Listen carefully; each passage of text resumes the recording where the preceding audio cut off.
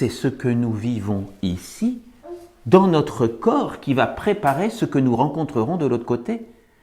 Nous savons bien que la loi des affinités est celle qui permet que, par des lois de vibration, si nous vivons ici dans le recyclage, et uniquement dans le recyclage, eh bien, nous retrouverons rien de lumineux de l'autre côté. Dieu est dans le présent, pas dans le passé, ni dans le futur, mais dans le présent. Si tu veux toucher Dieu, c'est dans l'omniprésence, c'est dans le maintenant que tu dois chercher à communier avec lui. C'est le présent qui compte, c'est dans le présent que nous fabriquons notre vie et nos alliances. Lorsque nous avons des épreuves à vivre, il faut comprendre qu'elles sont là pour nous faire grandir. Et je sais bien que quand on a l'épreuve, quand on en a le nez dedans, c'est pas facile. Nous pouvons souffrir, mais jamais nous ne sommes face à des épreuves que nous ne sommes pas capables de dépasser, de traverser. Le monde divin, c'est la perfection, la sagesse. Elle est omniprésente, cette sagesse de Dieu. Et elle est là pour nous éclairer, même si ce que nous avons à traverser est bien douloureux, bien difficile, bien compliqué parfois, parce que parfois même on peut se dire, mais où je vais ? Dans quelle direction dois-je prendre ? Et à ce moment-là, bien souvent, il faut penser à l'oracle, il faut penser à la Bible essénienne, poser la question au plus profond de soi-même pour être guidé, pour comprendre, voilà, je suis face à cette souffrance, à cette difficulté, qu'est-ce que je dois comprendre ?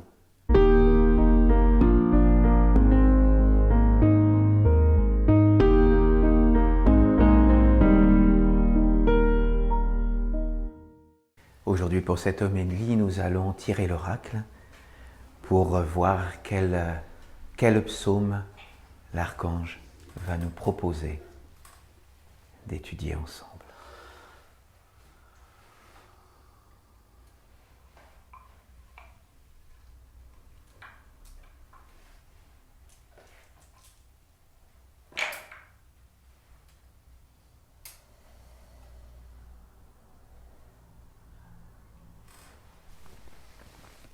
Donc ça c'est Raphaël 178.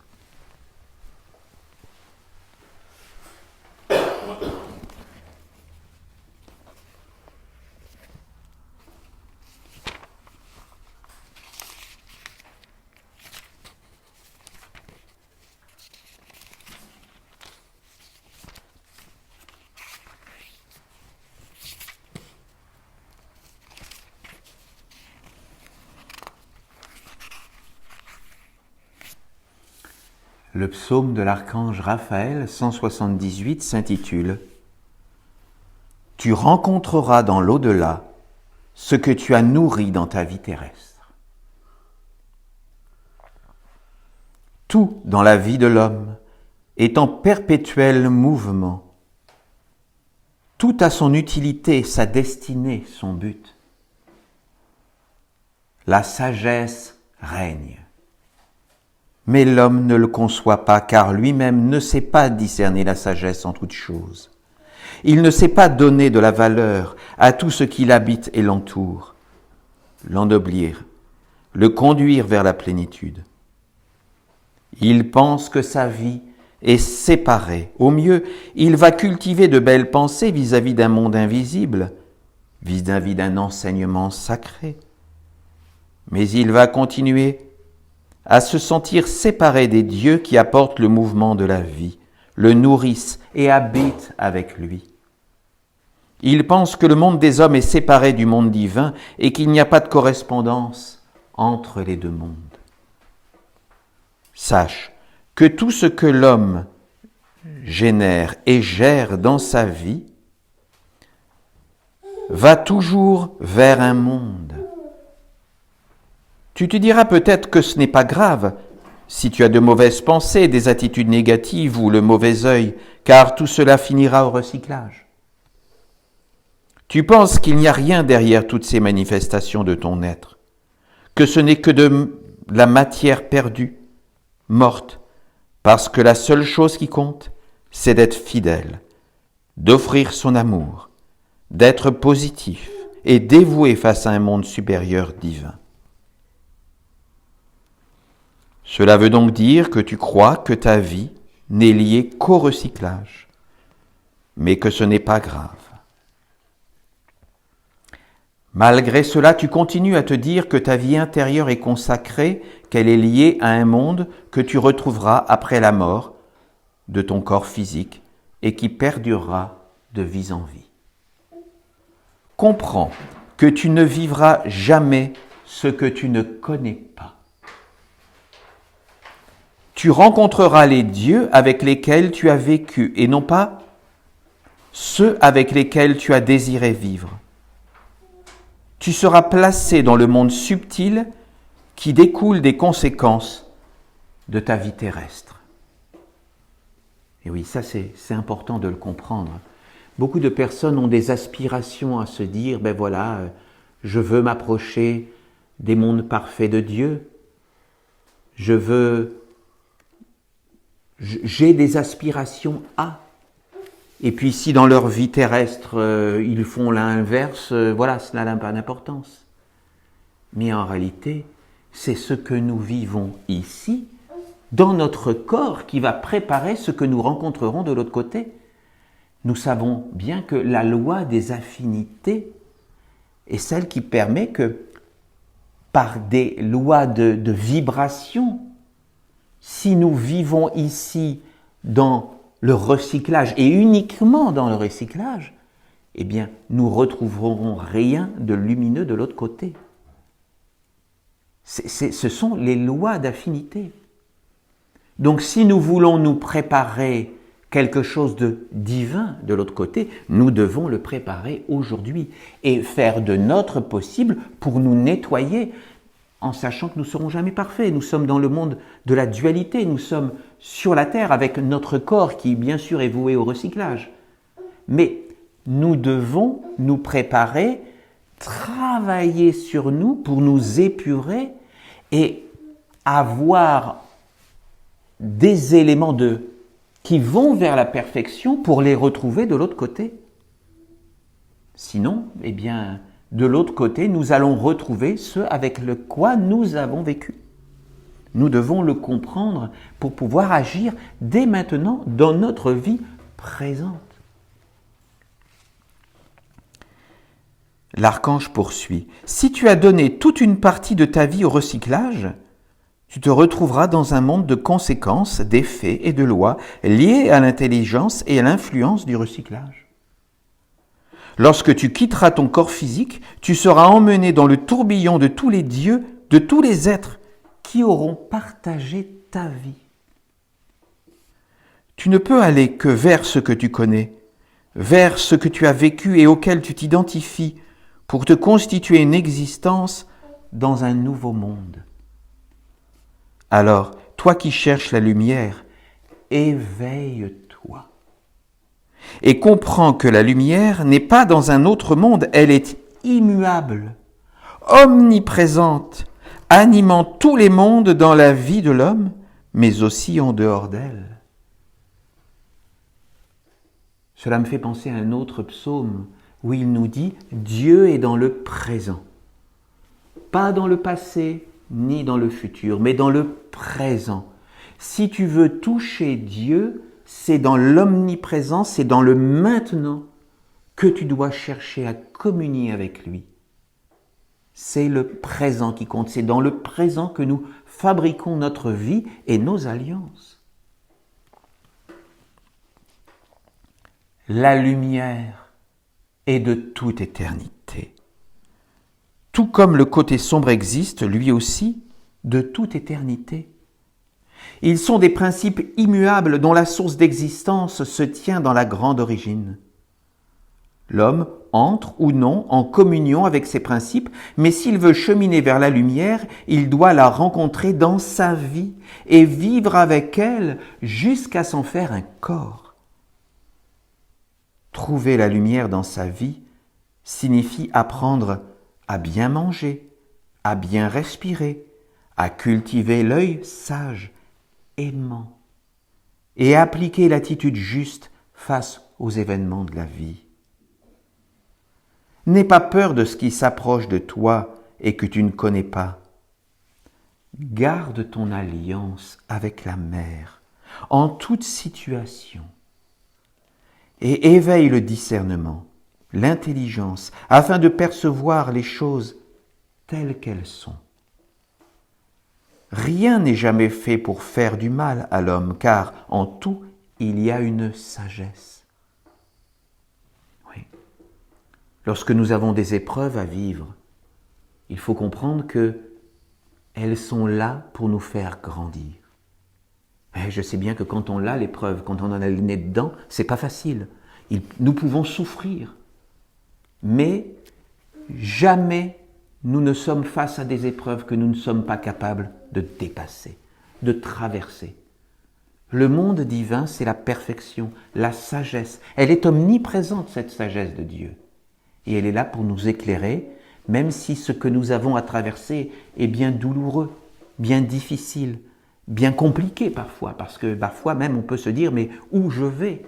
Dans quelle direction dois-je prendre ? Et à ce moment-là, bien souvent, il faut penser à l'oracle, il faut penser à la Bible essénienne, poser la question au plus profond de soi-même pour être guidé, pour comprendre, voilà, je suis face à cette souffrance, à cette difficulté, qu'est-ce que je dois comprendre ? Et la Bible, à travers l'oracle, répond généralement à nos questions. C'est avant tout l'homme qui se fait du mal avec ses propres concepts en cherchant à séparer les mondes, en voulant qu'il y ait un bien et un mal, qu'il existe une partie du monde qui soit inutile et sans conséquence et une autre qui soit importante.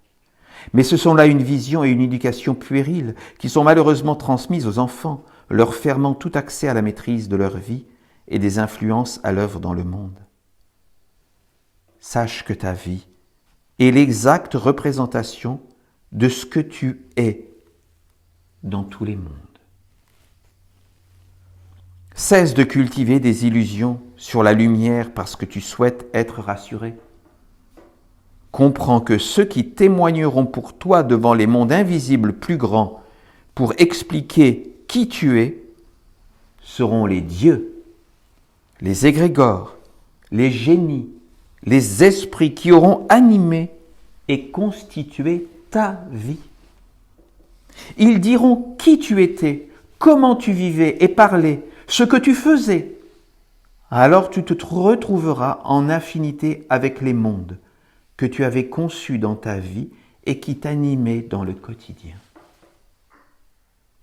Je vous rappelle cette notion importante des esprits, des génies, des égrégores.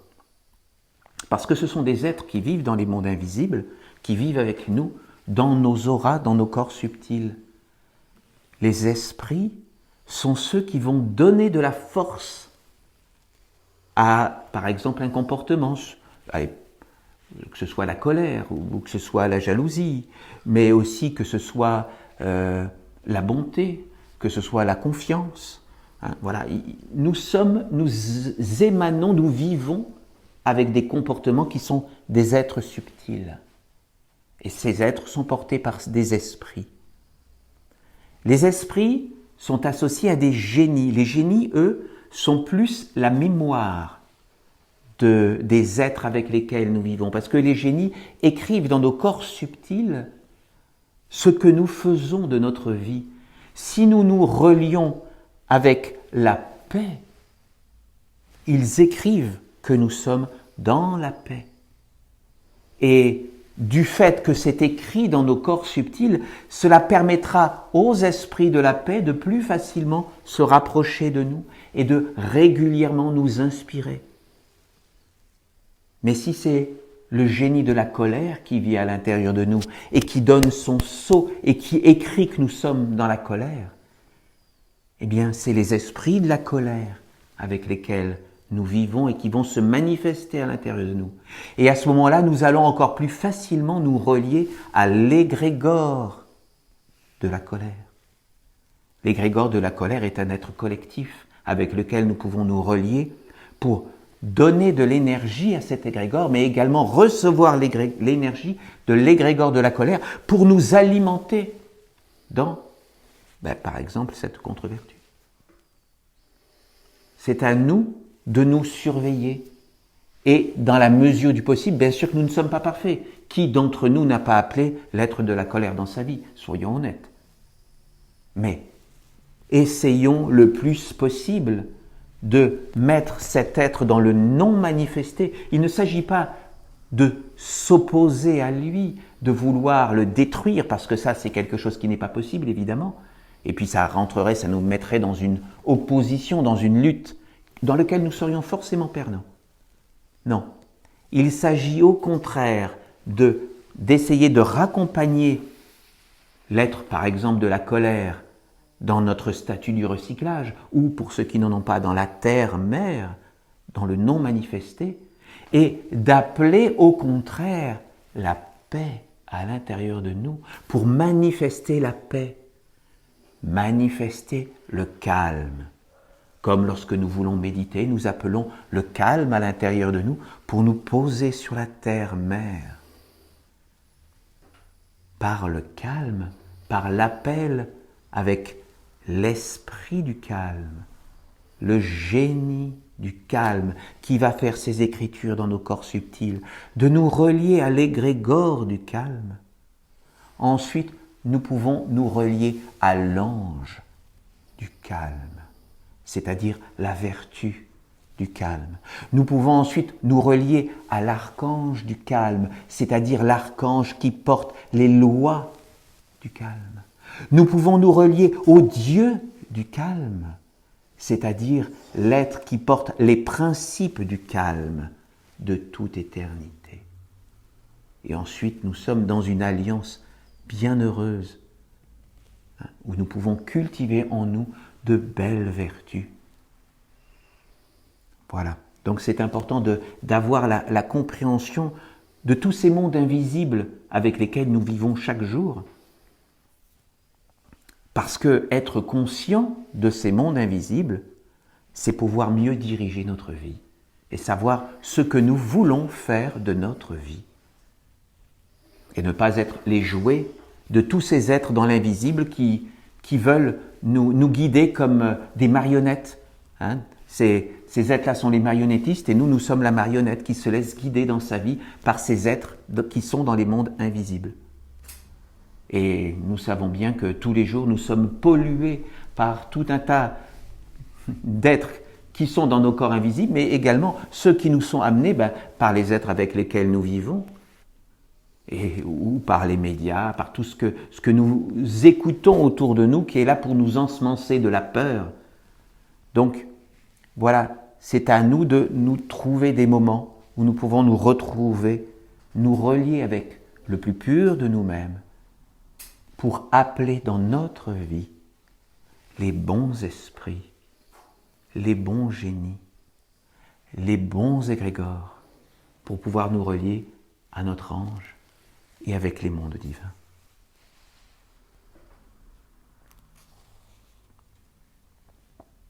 Si un homme perçoit le monde en disant qu'il n'a pas de valeur par rapport au Dieu, il faut qu'il ait rencontré la mer et qu'il soit posé sur elle, pour que sa parole soit entendue et acceptée par les dieux.